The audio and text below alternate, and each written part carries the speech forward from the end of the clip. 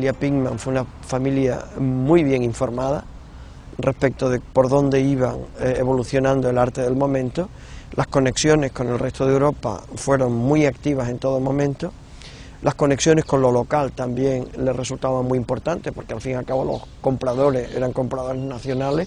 y siempre fue buscando un punto de compromiso óptimo entre lo que era una orientación artística acertada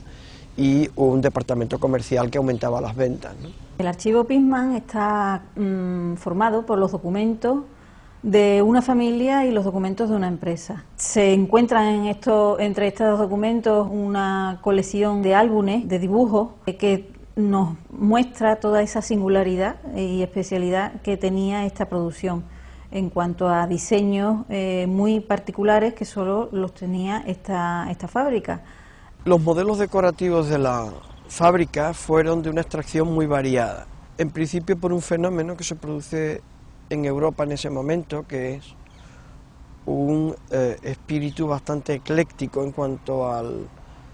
mundo de los estilos artísticos, coincidiendo además con un momento estéticamente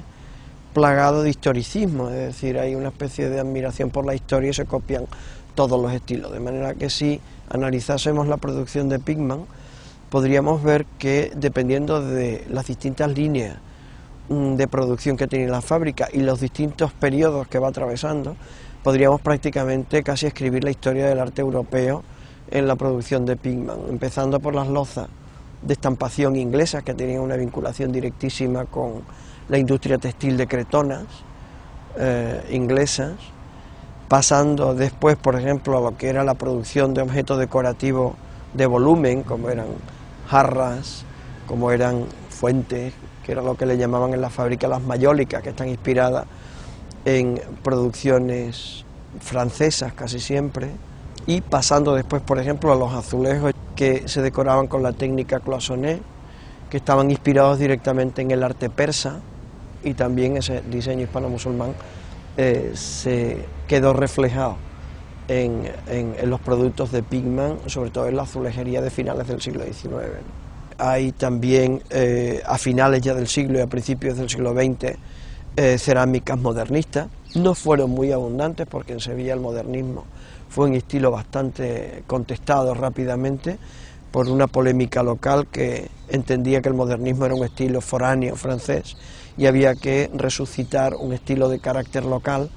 y se entra rápidamente en la polémica del regionalismo, del primer regionalismo,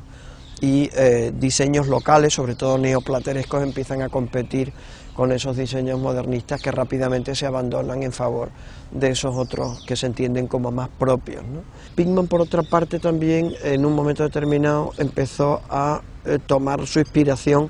no solamente ya de lo que era la fuente genérica, como era la Alhambra o como eran el mundo persa,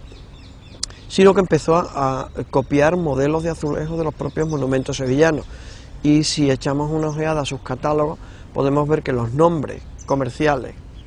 con que identifican los motivos de los azulejos son los nombres precisamente de los monumentos a donde se van los dibujantes de Pigman a copiar los modelos para reproducirlos, sobre todo los azulejos de relieve, ¿no? Estoy recordando el modelo de Santa Paula, que estaba imitado de algunos que se conservan todavía en el monasterio de Santa Paula, o el modelo Carlos V, que está imitado del senador de Carlos V del Alcázar.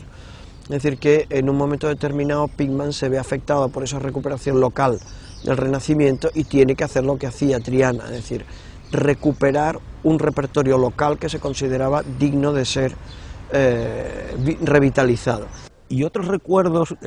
también relacionados con la cerámica de esa época de niño eran lo que me entusiasmaban las escenas de costumbres que tenían los platitos, las calcografías que tenían en el centro, ¿no? Claro, luego aprendí que esas calcografías obedecían quizás al molde más antiguo de los cuadros de costumbres de toda Europa.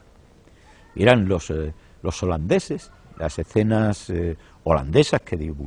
se divulgaron muchísimo en todo el imperio español a partir del siglo XVI, pues los holandeses tenían para los españoles, para los italianos, para los alemanes que iban allí, unas costumbres rarísimas.